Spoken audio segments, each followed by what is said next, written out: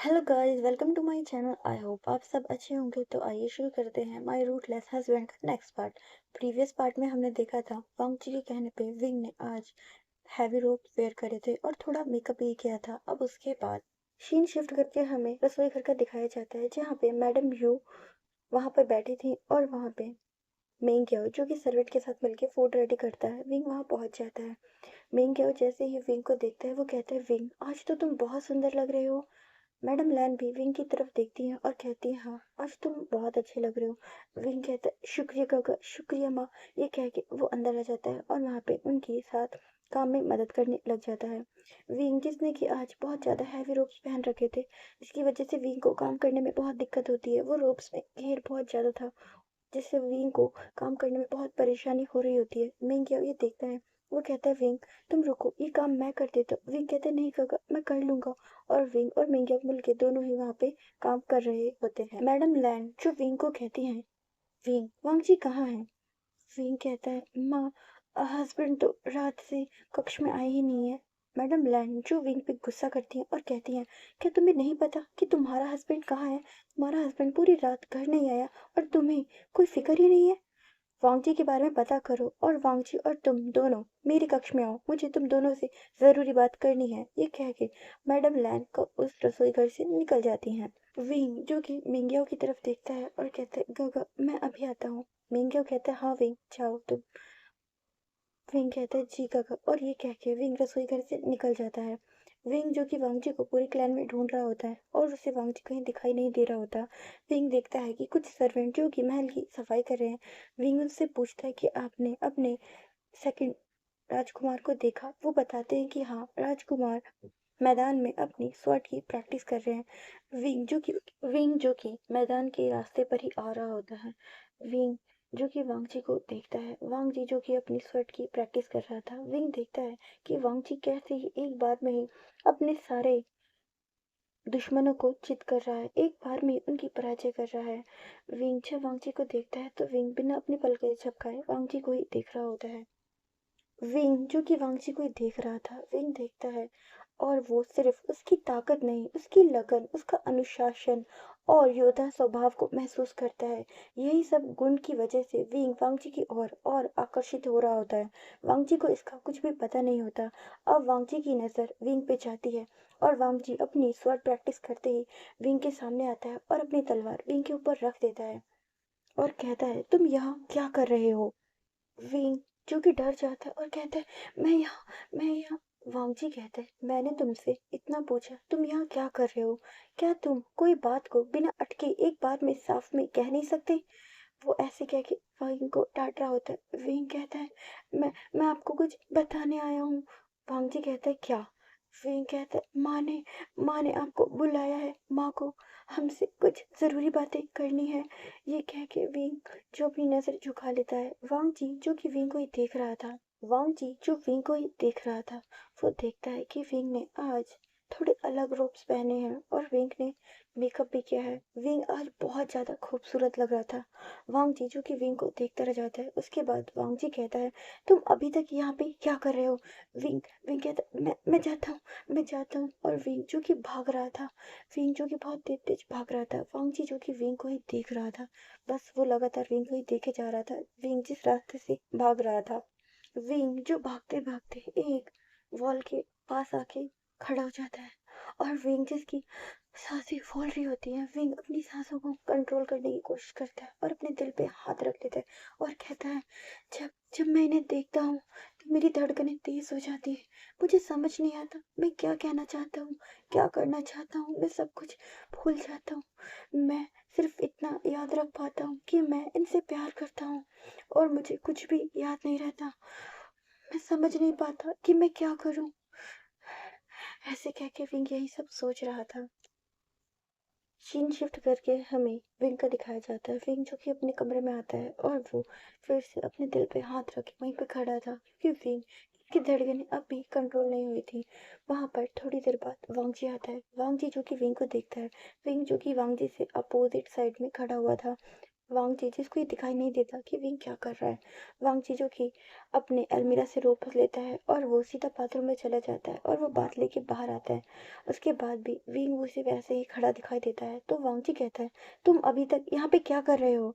Wing कहता है, माँ ने हम दोनों को बुलाया था, माँ को हम दोनों से बात करनी है, इसीलिए मैं रुका था।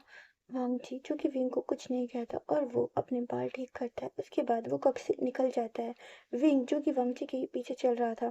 वांग जी जो विंग को तिरछी नजर से देख रहा था, जिससे कि विंग को ना पता चले कि वांग जी उसे देख रहा है। वांग जी जो कि महसूस कर रहा था कि विंग को चलने में परेशानी हो रही थी। विंग जो कि अपने रोप्स पकड़ के चल रहा था। विंग को बहुत दिक्कत हो रही थी क्योंकि वो रोप्स बहुत ज़्यादा हैवी थे और विंग उनको पकड़ के चल रहा था। वांग जी जो कि तेज चल रहा था। विंग जो कि उसके पीछे आ रहा था। विंग ध्यान नहीं देता। सामने एक पिलर था जिससे विंग टकराने वाला ही था कि वांग जी उसे पकड़ लेता है और कहता है, क्या तुम्हें अब ठीक से चलना भी नहीं आता? विंग कहता है, मैं रोप्स पकड़ के चल रहा था, इसलिए इसलिए मैं आगे देख नहीं पाया। वांग जी कहता है कि तुम रोप्स पकड़ के चल रहे थे तो क्या तुम्हारे हिस्से का कोई और देखेगा सामने? और वो विंग को डांटने लग जाता।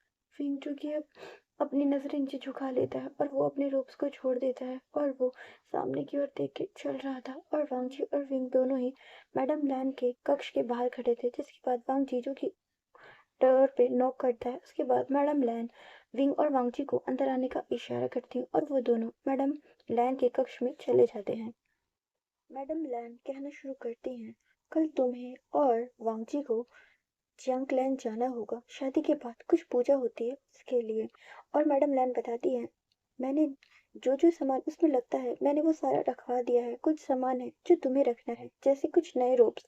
विंग कहता है, जी माँ। और मैडम लैन बताती हैं, उसके बाद तुम्हें हमारे पूर्वजों के टेम्पल भी जाना होगा। मैडम लैन कहती है, उसके बाद तुम्हें हमारे पूर्वजों के टेम्पल भी जाना होगा। हमारा जो ये क्लैन है इतना विशाल है, इतना समृद्ध है, ये सब हमारे पूर्वजों की ही देन है, तो तुम्हें उनका शुक्रिया अदा करना होगा और भविष्य के लिए हमारा जो क्लैन है इसमें उनकी जो छाया है वो बनी रहे, उसके लिए तुम्हें वहाँ पे पूजा भी करनी होगी। विंग कहता है, जी माँ। और मैडम लैन कहते हैं, ठीक है, अब तुम यहाँ से जा सकते हो। विंग और वांगची दोनों ही उसके बाद मैडम लैन के कक्ष से निकल जाते हैं। सीन शिफ्ट करके हमें विंग का दिखाया जाता है। विंग जो कि मेंग्याओ के पास जाता है। मेंग्याओ जो कि कुछ सर्वेंट से काम करवा रहा था, वहां विंग जाता है। मिंग याओ विंग को देख के कहता है, विंग तुम आ गए, तुम्हारी माँ से बात हो गई? माँ ने जिस काम के लिए तुम्हें बुलाया था? विंग कहता है, जी गगा, माँ ने बताया कि कल हमें जियांगलैंड जाना होगा और उसके बाद हमें पूर्वजों के टेम्पल जाना होगा पूजा करने के लिए। मिंग याओ कहता है, हाँ विंग, मैं भी हमारे पूर्वजों के मंदिर गया था, लेकिन मैं हमारे मेरे घर नहीं गया क्योंकि मेरा घर कोई था ही नहीं। और मिंग्याओ जब ये कहता है तो उसकी आंखों में आंसू आ जाते हैं। विंग जो कि मिंग्याओ को देख रहा था। मिंग्याओ कहता है, विंग, मेरे पास परिवार कहने के लिए पहले कोई नहीं था। और ये कह रहा होता है मिंग्याओ तो उसकी आवाज थोड़ी दुखी हो जाती है। विंग मिंग्याओ के पास आके कहते, काका, पहले आपके पास कोई नहीं थे, अब तो आपके पास काका है, मैं हूँ, हमारा परिवार है, अब आप अकेले नहीं हो। मेंग्या जो कि अपनी आंसू भरी नजरों से विंग की तरफ देख रहा था और कहता है, हाँ, अब मेरे पास मेरा परिवार है, अब मैं अकेला नहीं हूँ। ये कह के वो विंग के गले लग जाता है। विंग भी मेंग्या के गले लग जाता है और वो दोनों एक दूसरे को हक करते हैं। मेंग्या जिसकी आंखों से आंसू बह जाते हैं, विंग उसकी आंखों से आंसू साफ करता है और कहता है, गगा, आप क्यों रो रहे हैं? आपके पास अब देखो मैं भी हूँ, गगा भी है, अब आप अकेले नहीं हो। मिंग्यो कहता है, हाँ, अब मैं अकेला नहीं विंग हूँ। और मिंग्यो ऐसी बातें कर रहे थे कि वहां पे कुछ सर्वेंट आते हैं और वो कहते हैं, फुरैन। विंग और मिंग्यो दोनों ही अलग हो जाते हैं। उसके बाद मिंग्यो कहता है, विंग, चलो चलते हैं रसोई घर में, क्योंकि सभी लोग अभी थोड़ी देर में लंच करने आने वाले हैं। विंग कहता है, जी काको, और वो दोनों रसोई घर में आ जाते हैं। सीन शिफ्ट करके हमें थोड़ी देर बाद का दिखाया जाता है, जहाँ पे सभी लोग जो कि लंच कर रहे थे, विंग और मिंग्याओ सबको फूड सर्व कर रहे थे।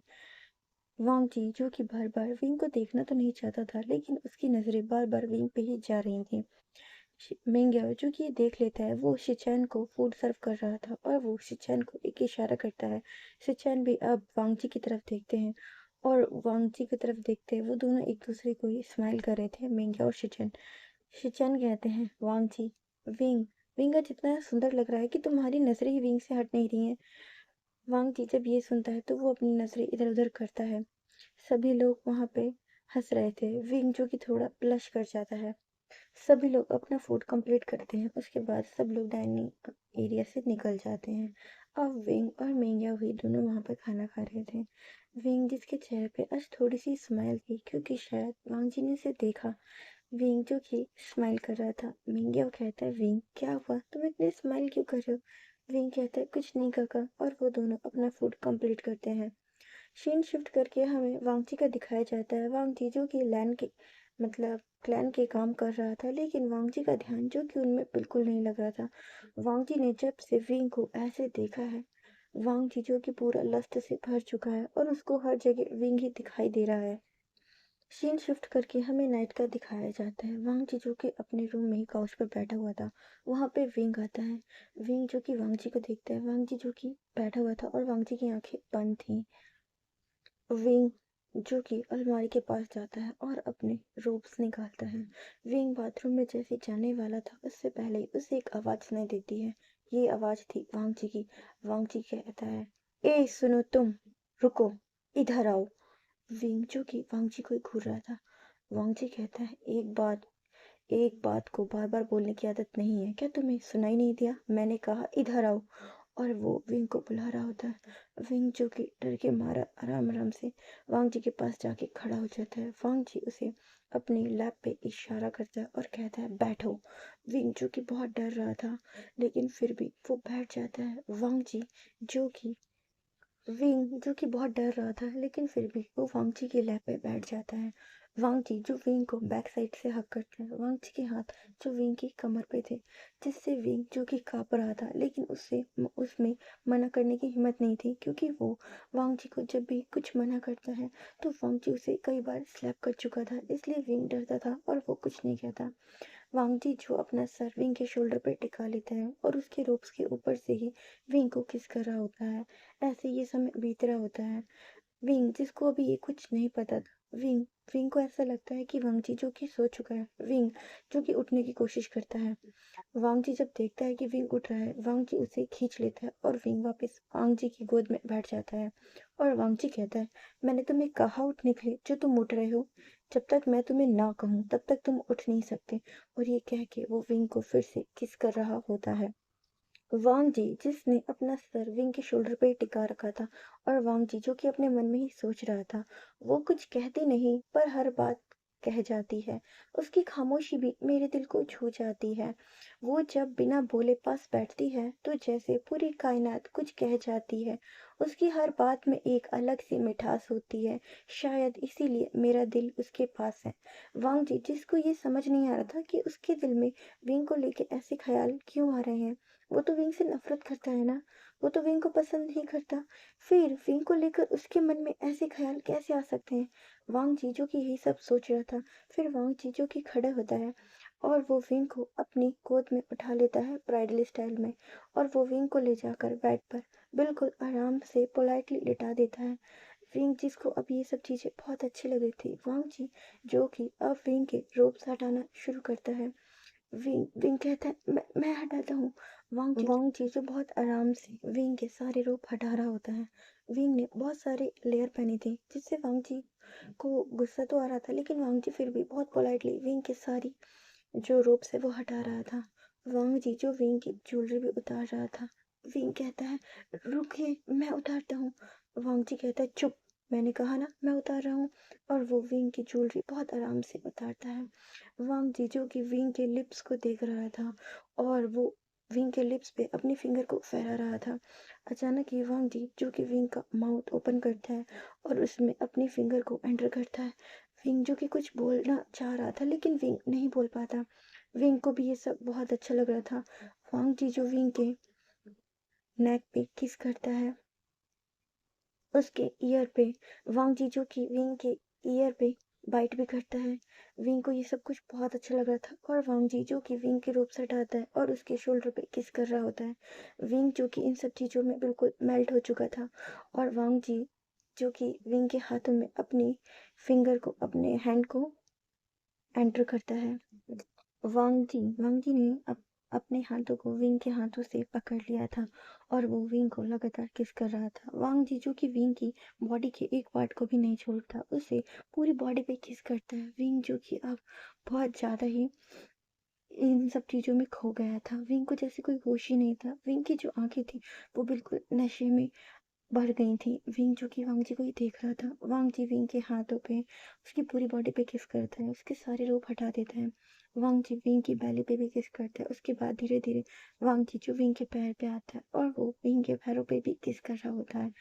विंग जो कि आज एक अलग ही खुशी महसूस कर रहा था। ऐसे ही धीरे धीरे वांग जी दोबारा से विंग के पैर पे, उसकी थाई पे किस करता है और वांग जी फिर विंग के हाथ पे किस करता है। वांग जी जब विंग के हाथ पे किस करता है तो वो विंग के हाथ फिंगर में उसकी वेडिंग रिंग देखता है। वांग जी जो कि अभी तक बहुत पोलाइटली था, बहुत आराम से सब कुछ कर रहा था, अचानक ही वांग जी के चेहरे पे एक गुस्सा आ जाता है और उसने विंग का जो हाथ था, जो बहुत आराम से पकड़ रखा था, अचानक ही वो बहुत तेज विंग का हाथ दबा देता है। विंग कहता है, हस्बैंड हस्बैंड ये क्या कर रहे हो आप। वांग जी जो विंग का हाथ बहुत तेज से दबाता है। विंग कहता है, हस्बैंड हस्बैंड ये आप क्या कर रहे हैं, मुझे दर्द हो रहा है हस्बैंड। और वांग जी जो विंग का हाथ बहुत तेजी से मरोड़ता है, जिसकी वजह से विंग की आंखें खुल जाती हैं और विंग कहता है, हस्बैंड हस्बैंड मुझे बहुत दर्द हो रहा है। वांग जी जो कि विंग की तरफ देख रहा था और वांग जी के चेहरे पे जो अभी तक पोलाइटनेस थी वो जैसे गायब ही हो गई थी और वांग जी के चेहरे पे एक गुस्सा था।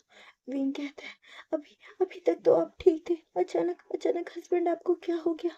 विंग जो कि अब डर रहा होता है क्योंकि वांग जी के चेहरे पे बहुत गुस्सा था। वांग जी जो कि विंग का हाथ बैक साइड से मोड़ देता है और उसे बैक साइड कर दिए कहता है, तुम मजे कर रहे थे, तुम इन सब चीजों को एंजॉय कर रहे थे, तुम्हें मजे अभी मैं कराता हूँ। ये कह के वो विंग के हाथ को और तेजी से मोड़ता है। विंग जो कि अब रोने लगता है, कहता है, हस्बैंड अब ये क्या कर रहे हैं? अभी तो आप बिल्कुल ठीक थे, अचानक आपको क्या हो गया। वांग जी कहता है, तुम्हें बहुत मजे आ रहे थे ना, तुम इस मजे को एंजॉय कर रहे थे तो ठीक है, तुम्हें मजे अब मैं करवाता हूँ। और ये कह के वो विंग को उसके हाथ और मोड़े जा रहा था। विंग जो कि अब रो रहा था। वांग जी कहता है, तुम्हें क्या लगा, तुम्हें क्या लगा कि मैं तुम्हारे इस रंग रूप को देखकर सब कुछ भूल जाऊंगा। तुमने मेरे साथ जो किया है, क्या वो मैं इतनी आसानी से भूल जाऊंगा। विंग जो कि रो रहा होता है और विंग कहता है, हस्बैंड हस्बैंड आप मेरी बात एक बार सुन लीजिए। वांग जी कहता है, चुप, तुम्हें क्या लगा तुम्हारा ये रूप रंग सब कुछ भुला देगा। तुमने जो मेरे साथ किया, तुमने मेरी जिंदगी को जो बर्बाद किया, तुम्हारी वजह से जो मेरा प्यार अधूरा रह गया। तुम अगर शादी के लिए मना कर देते तो सब कुछ ठीक होता, तुम्हारी शादी भी किसी ना किसी से हो जाती और मुझे भी मेरा प्यार मिल जाता। लेकिन नहीं, तुमने ये सब कुछ लालच में किया ना। ये कह के वो विंग को बहुत बुरी तरीके से उसके बैक पे किस कर रहा होता है। विंग कहता है, हस्बैंड हस्बैंड एक बार मेरी बात सुन लीजिए। वांग जी जो कि अपने हाथ से विंग का मुंह दबा देता है और वो विंग के साथ उसी समय इंटीमेट होना शुरू कर देता है। विंग जो कि बहुत रो रहा था, विंग कह रहा था, हस्बैंड हस्बैंड रुकिए, मुझे बहुत दर्द हो रहा है, हस्बैंड रुक जाइए। लेकिन वांग जी जो विंग की एक बात नहीं सुनता। विंग जो कि वांग जी से बहुत छूटने की कोशिश करता है और वो छूट भी जाता है। विंग जो कि भाग रहा होता है लेकिन फ्लोर पे जो कि कालीन बिछी थी, विंग का पैर उसी में फंस जाता है और विंग भी फ्लोर पर ही गिर जाता है। वांग जी जो कि विंग के पास आता है और कहता है, मुझसे दूर जाने की कभी सोचना भी मत, क्योंकि तुम खुद ही मेरे पास आए थे। मैंने तो तुम्हें मना किया था लेकिन फिर भी तुम मेरे पास आए थे। अब जब तुम मेरे पास आए हो तो तुम ऐसे जा नहीं सकते। और वो विंग क्यों फ्लोर पे ही विंग के साथ इंटीमेट होना शुरू हो जाता है। विंग कहता है, हस्बैंड हस्बैंड रुकिए, हस्बैंड रुकिए। लेकिन वांग जी जो विंग की कोई बात नहीं सुनता और वांग जी कहता है, वांग जी जो कि अब हंस रहा था लेकिन वांग जी की हंसी बिल्कुल ईविल थी।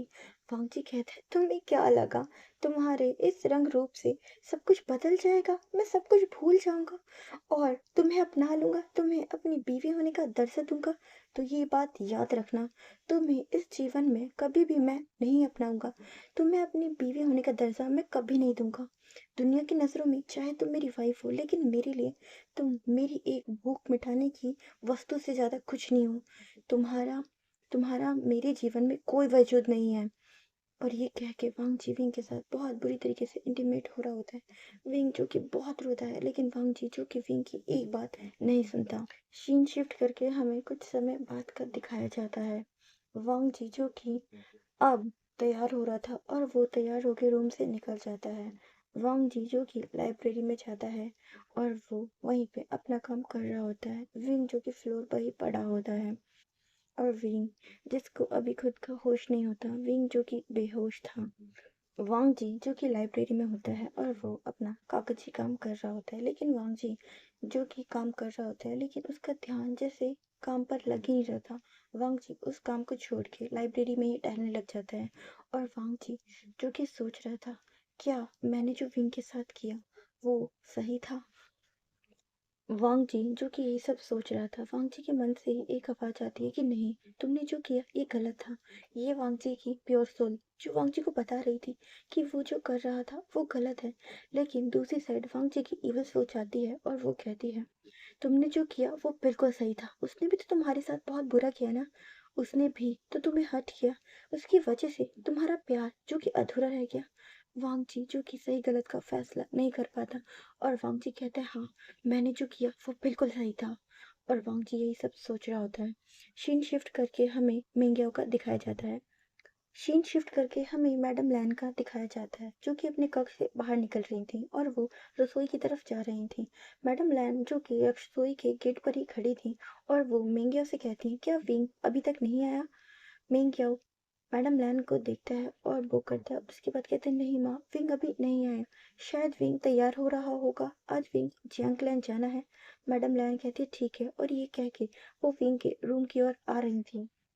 मैडम लैन जो विंग के रूम के बाहर खड़ी थी और वो विंग के डोर पे नॉक कर रही थी। विंग जो कि अभी भी बेहोश था, विंग को जो कि होश ही नहीं था। धीरे धीरे उस नॉक का जो शोर था वो बहुत तेज हो जाता है। विंग जिसकी आंखें बहुत झटके से खुलती हैं। विंग जो कि फ्लोर पे पड़ा था, विंग देखता है उसके डोर पे बहुत तेज तेज नॉक हो रहा है। विंग जो कि देखता है उसके कपड़े पड़े थे, विंग उन कपड़ों को वेयर करता है। विंग जो कि उठ भी नहीं पा रहा था, लेकिन फिर भी विंग डोर के पास जाता है और वो डोर को खोलता है। वो सामने देखता है कि मैडम लैन खड़ी थी। मैडम लैन विंग को देखती है तो वो बहुत हैरानी से विंग को देख रही थी। वो विंग को देखती है और कहती है, क्या तुम अभी तक तैयार नहीं हुए। तुम्हें नहीं पता था कि आज तुम्हें जियांगलैन जाना है। तुमने समय देखा है, दोपहर हो रही है। क्या तुम्हें कुछ भी चीजों का होश नहीं है। विंग जो कि मैडम लैन की तरफ ही देख रहा था और विंग अपनी गर्दन को नीचे झुका लेता है। मैडम लैन कहती हैं, ये तुम्हारा कोई जियांग क्लैन नहीं है, ये लैन क्लैन है। यहाँ पे सभी चीज नियमों से चलती है। ये बात मैं तुम्हें पहले भी बता चुकी हूँ और तुम्हारी पहली गलती को मैं माफ कर चुकी हूँ। विंग, अब मैं उम्मीद करती हूँ कि तुम ज्यादा गलतियां नहीं करोगे, वरना तुम्हें सजा भी दी जाएगी, क्योंकि लैन क्लैन में जो कोई गलती करता है उसे सजा भी दी जाती है। और वो कहती है, अपना सामान इन सर्वेंट को दे दो। फिर जो कि मैडम लैन की तरफ देख रहा था, मैडम लैन जो गुस्से में कहती है, क्या तुमने अभी तक अपना सामान भी नहीं रखा। विंग, मैं तुम्हारा क्या करूं। तुम्हें काम के लिए कितनी बार बताना पड़ता है। और वो गुस्से में अपने दांत पीसती हैं और वो कहती हैं, जल्दी तैयार हो और जल्दी ही अपना सामान पैक करो और रूम से बाहर आओ। ये कह के वो वहां से चली जाती हैं। विंग जो कि अपना डोर बंद करता है। विंग जो कि अपना डोर बंद करता है और उसके बाद विंग जो कि खड़ा भी नहीं हो पा रहा था, वो घुटने के बल बैठ जाता है फ्लोर पे। विंग जो कि बहुत रो रहा था और विंग रोते हुए कहते, माँ, बाबा, अब मुझे अकेला क्यों छोड़ के चले गए। कोई भी मुझसे प्यार नहीं करता, कोई भी नहीं चाहता कि मैं उसके जीवन में हूँ। कोई मुझसे प्यार नहीं करता। माँ, बाबा, आप मुझे क्यों इस दुनिया में अकेला छोड़ के चले गए। आप मुझे भी अपने साथ ले जाते। मैं आप लोगों के बिना यहाँ नहीं रह पा रहा हूँ। मुझे आपकी बहुत याद आ रही है, माँ, बाबा। और ये कह के विंग बहुत रो रहा होता है। विंग यही सोच रहा था कि जियांग क्लैन में और लैन क्लैन में फर्क क्या है। यही सब चीजें मैडम यू उसके साथ जियांग क्लैन में करती थी और आज यही सब चीजें लैन क्लैन में उसके साथ हो रही हैं। क्या विंग ने यही सब सोचा था शादी के टाइम कि सब कुछ वैसे ही होगा। उसका हस्बैंड जो कि उसके साथ ऐसा व्यवहार करता है। विंग यही सब सोच के बहुत रोता है। विंग जो कि रोते-रोते उठता है और वो वॉल को पकड़ते-पकड़ते बाथरूम में जाता है और विंग नहाता है। विंग जो कि बहुत रो रहा था क्योंकि वांगची ने उसके साथ कल बहुत बुरा किया था। विंग जो कि नहाता है और उसके बाद वो बाहर आता है और विंग तैयार होता है। विंग जो कि अपने कक्ष से निकल जाता है और वो मैडम लैन के कक्ष के बाहर खड़ा होता है। फिर वो अंदर आता है। मैडम लैन और वांगची दोनों ही वहाँ पे पहले से बैठे थे। विंग भी वहाँ पे जाके खड़ा हो जाता है। मैडम लैन कहती है, मैंने जो चीज़ें तुम्हें कही थी तुमने ध्यान से रख ली है ना? विंग कहता है, जी माँ। मैडम लैन कहती है, ठीक है, ध्यान से जाना और अच्छे से पूजा करना और जल्दी आना क्योंकि अब लैन क्लैन ही तुम्हारा घर है। विंग कहते, जी माँ। उसके बाद वांगची और विंग मैडम लैन को बो करते हैं और वो लोग लैन क्लैन से निकल जाते हैं जियांग क्लैन आने के लिए। विंग और वांगची दोनों ही लैन क्लैन से निकल जाते हैं जियांग क्लैन आने के लिए। उन दोनों को पूरा एक दिन लगता है। विंग जो कि अपनी पालकी में बैठा था और वांगची जो कि अपने हॉर्स पे था। विंग जो कि पूरे रास्ते यही सब सोच रहा था जो उसके साथ जियांग क्लैन में चल रहा था और विंग बहुत दुखी था। एक दिन की यात्रा के बाद वो दोनों जियांग क्लैन पहुंच जाते हैं।